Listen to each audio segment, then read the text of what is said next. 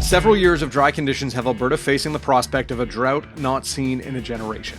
From grasslands in the south to forests in the north, conditions are tinder-dry, potentially hurting farms, the water supply, and raising fears about fires. I'm Dave Breckenridge, and this is 10-3. National Post reporter Tyler Dawson joins me to discuss why Alberta is so dry this year, what officials are doing to try to mitigate any water shortages, and the impact on the agricultural sector. Don't forget you can find us on Apple Podcasts, Spotify, Google, Amazon Music. I'd love it if you could leave us a rating, a review, and tell your friends about the show.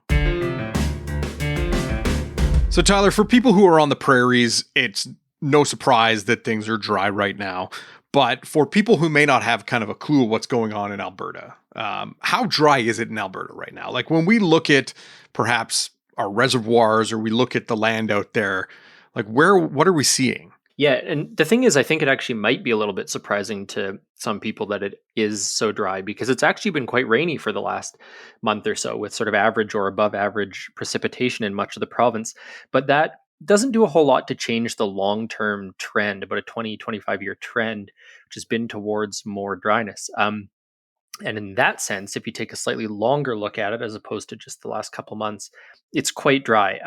There are parts of the province that are in an exceptional drought, which is what Agriculture and Agri-Food Canada calls its like most severe drought level.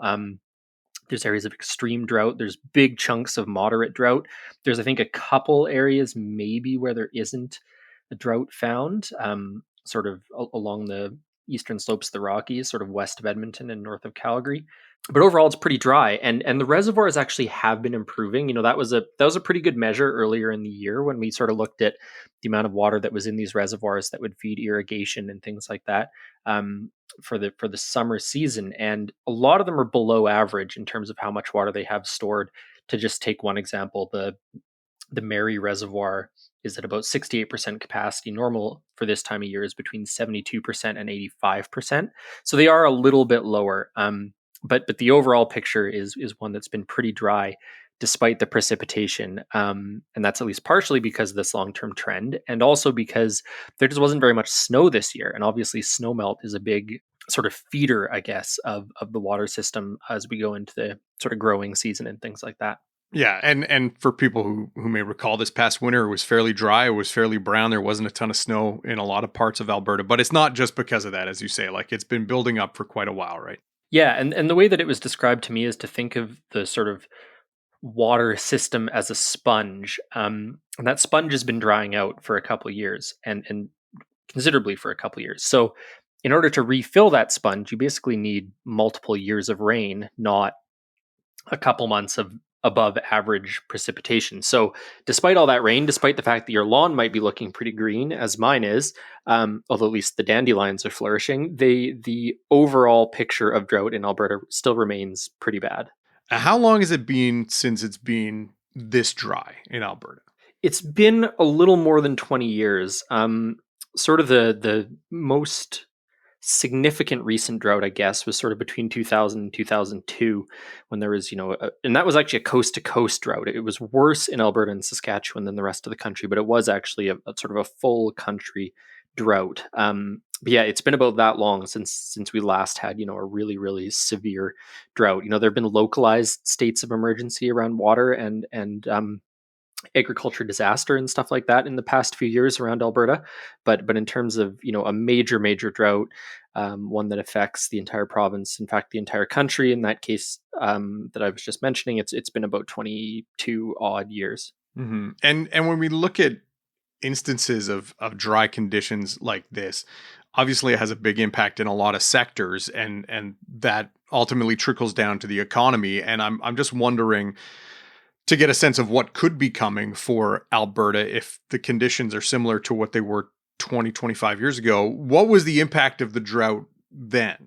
Yeah, so the impact of the drought back then it's actually wild to sort of look at the numbers. And now these are mostly Canada-wide numbers, but the gross domestic product in 2001 and 2002 dropped by about $5.8 billion. And agricultural production dropped about $3.6 billion. And that included 41,000 jobs lost across the country. So, and the other way to look at that is net farm income was zero in Alberta in 2002, and it was a negative income in Saskatchewan in 2002.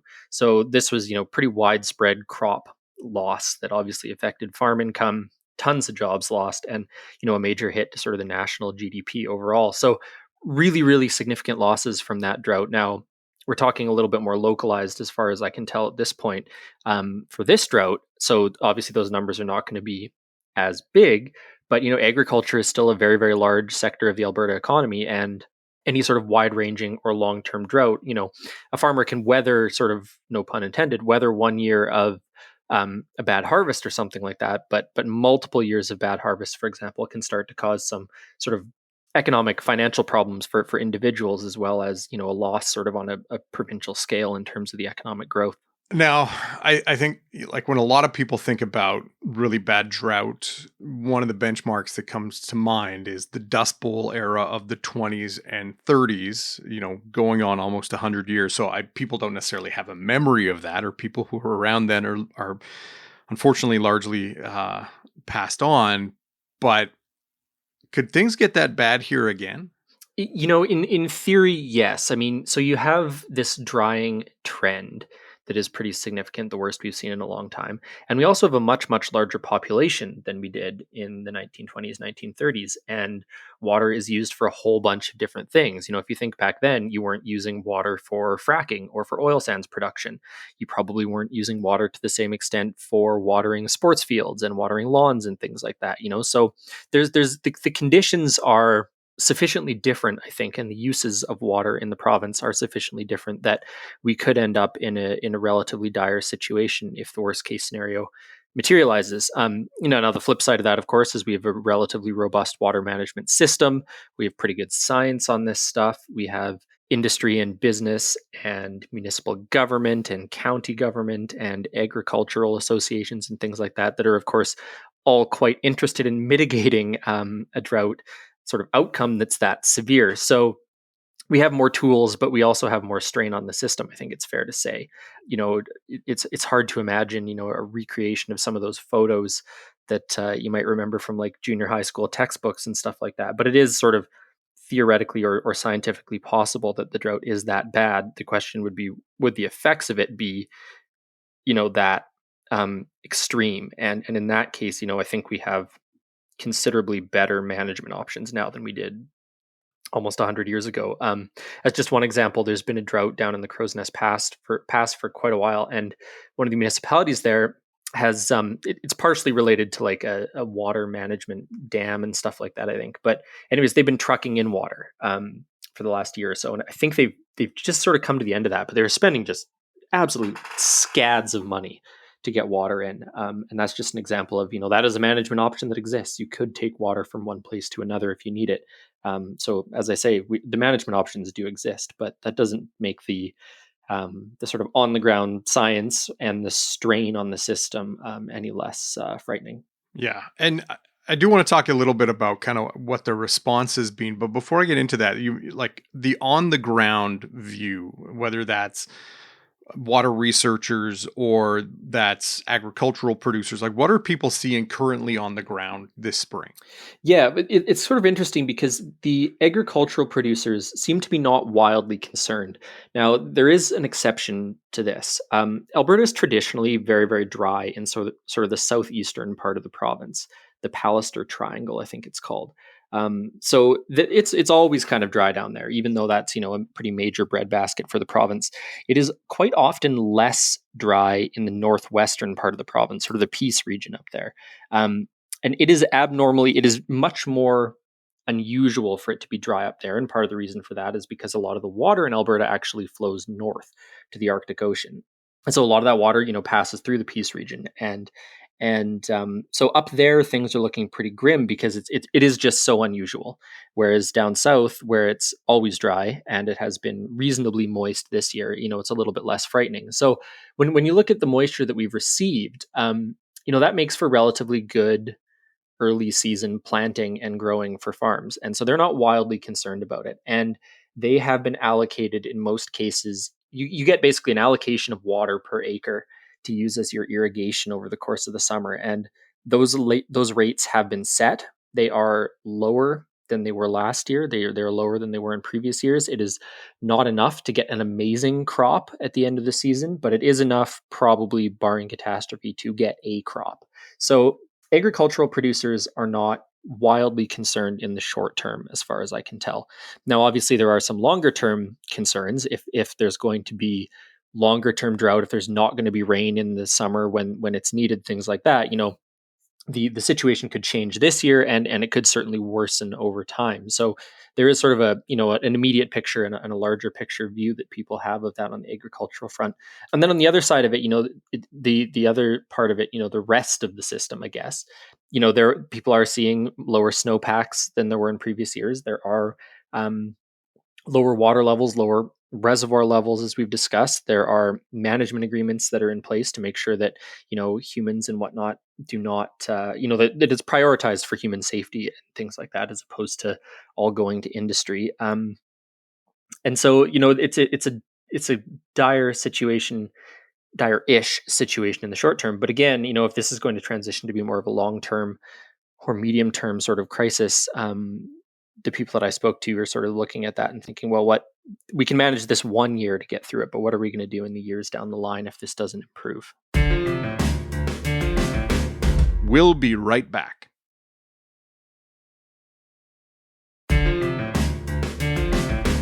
Now, looking at how the government might be responding to this, I guess the first question is, are things bad enough that the government has said, okay, we need to declare an emergency in Alberta? No, there are sort of 5 stages to the Alberta drought response. We are at stage 4, which is when you begin to see risks to human health and economic consequences, but they have not declared a state of emergency, which would essentially give the government, as far as I can tell, more powers over sort of water management at a more localized level. So no, we have not reached that level yet. We may reach it this summer. It's hard to say, hard to predict the future a little bit on that, but no, we are still in stage 4, which is just a management sort of level of heightened concern about the state of the water in the province. And then what is the province doing in that level 4 to ensure there's not as much strain put on our watersheds at this point? Yeah, so there's a few different things and being done at different levels of government and administration. So one of the things that has happened is some municipalities have sort of voluntarily curtailed their water use. The city of Calgary announced earlier this year that they would be washing municipal vehicles less frequently, for example. They would be watering municipal spaces less frequently, for example, to conserve water. So those are the sort of things that are happening in various municipalities around the province. Peace River, for example, is discussing a water management plan up there as well.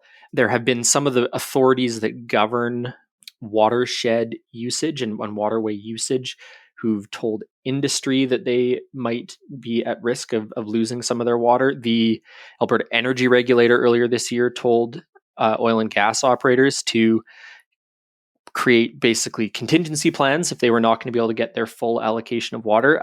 The way this all works, and there's a method to my madness here, the way this all works is it's basically a license system. And if you arrived in 1910 and purchased a water license, you get precedence over license holders that came after you. And so there's sort of this line of succession in terms of water use. And so what the government has done is has negotiated with major water lease holders on 4 rivers. I think it's the Old Man, the Red Deer River, maybe the Bow. Anyway, 4 rivers, I think, is in total what it is. And they basically agreed that they have their set out water license amounts that they are entitled to each year, but they are going to share that in cases of crisis with license holders further down. So in that way, there ought to be less water used than sort of on paper, which would allow for the management of the water that we do have, even if that is not exactly what each license holder is entitled to. So that's sort of the general strategy. And the government embarked on negotiations with this stuff with these license holders early this year, January or February, and they announced the sort of outcomes of these negotiations, I think in March or April. So that's sort of the overall management strategy at this point, is to just get these license holders to share their water with other users instead of taking their whole allocation, and then people sort of down the road might not get quite as much as they want.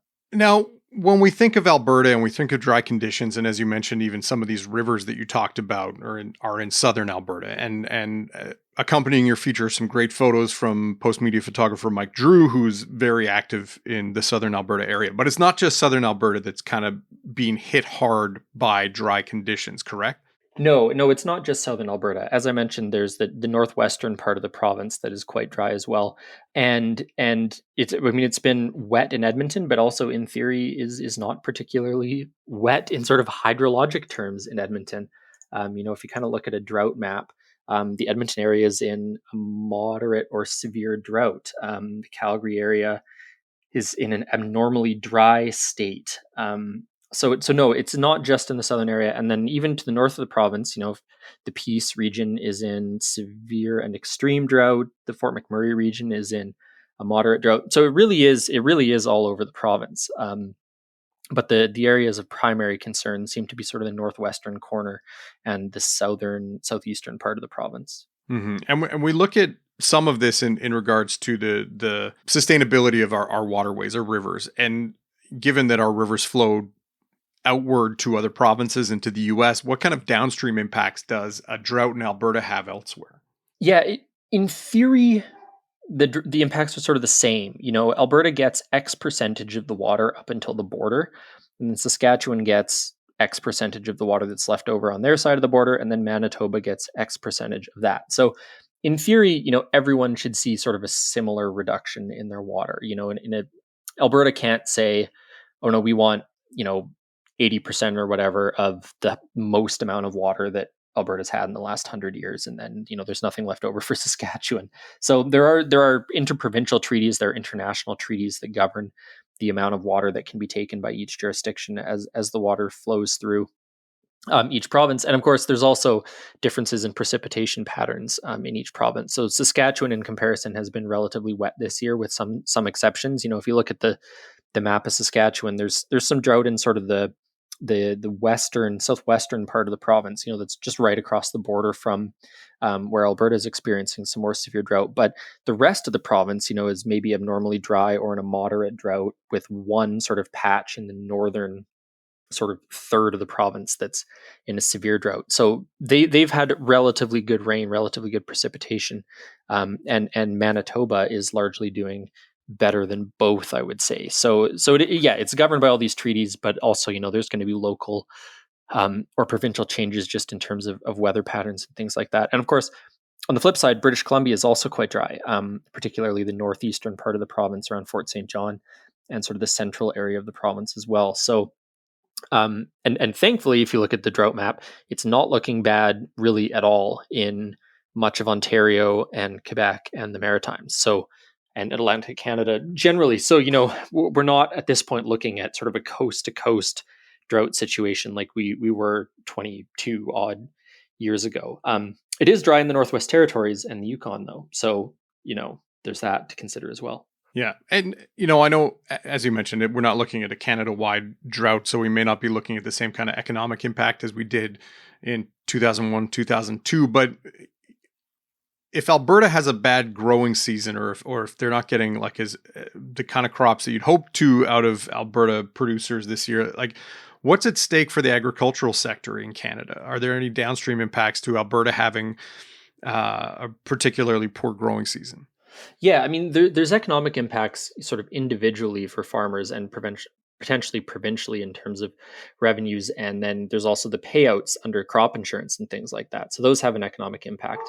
The one that people might notice, though, is if there's a particularly bad growing season, there might be some cost increases in groceries, which is not super ideal considering the overall sort of affordability crisis we are in at the moment. It's hard to say how much of that, will show up in grocery stores.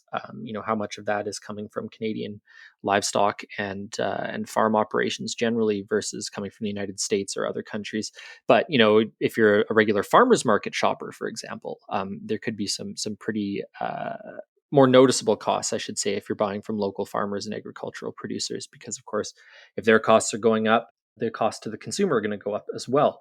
And there could be some. So that's sort of the the short to medium term look at it. And then, of course, there could be some longer term ones if that's people having multiple bad years and their costs are going up, or people that need to cull their herds of livestock and then, have fewer livestock to sell the next year. So supply goes down, things like that. But, it doesn't seem to me like we're going to see a colossal economic crisis or cost crisis out of this, but certainly I think it's possible that people will see some changes in their day-to-day lives as they're buying groceries and things like that. Mm-hmm. And lastly, I mean, I know we've talked a lot about, the amount of water in our rivers, our reservoirs, the dry soil conditions and the effects on agriculture. But I guess lastly, for people who may remember, last summer was very smoky across the continent, basically due to wildfires that were burning in Canada. How does the drought conditions that we're seeing now affect the wildfire situation? And are there concerns that because of the dry conditions that we could see a particularly bad wildfire season, even though as of right now, there's been a couple of kind of trouble spots, but things seem to have calmed down on the fire front as of this recording? Yeah, it's definitely a concern. To think of it in one way, a fire burns through a wooded area, but if it hits a wetland that's soaking wet, it might stop. If it can't burn through a wetland. Now, if that wetland has been drying out for a few years, the fire might be able to continue to burn. There's also the issue of sort of how of soil moisture and how wet the ground is. We heard a few months ago about the fires that had sort of burned over the winter. Those are things that might have been mitigated a bit if we'd had some more rain. And of course, rain in the context of a wildfire is also super useful. I mean, part of the reason why the Fort McMurray fire that we had a couple weeks ago did not end up being as bad as it might have been is because the weather sort of cooperated after a few days of not cooperating at all. And there was rain and a shift in wind, and that helped control the fire. So yeah, absolutely. There are risks to drought and fires being worse. It just sort of stands to reason that a drier forest, drier open prairie and grasslands and stuff like that are going to be more susceptible to fire. There's also the issue of how much water is going to be available to fight fires. Is it easy to scoop water out of the nearby lake, or is the lake level really low? Are some of the water courses diminished to the extent that there isn't as much water to get a hold of? So yeah, there's issues in terms of how easy it is for a fire to start, how easy it is for a fire to spread, and also how easy it is or how challenging it is to fight that fire once it's actually going. So hopefully we don't see a repeat of last year, but certainly the drought situation does not make that situation any better. Well, we'll certainly keep our fingers crossed on that front. Tyler, thanks for your time. Thanks for having me. 10-3 is produced by Sean Knox. Theme music by Bryce Hall. Thanks to my guest, Tyler Dawson. More from him at nationalpost.com. I'm Dave Breckenridge. Thanks for listening.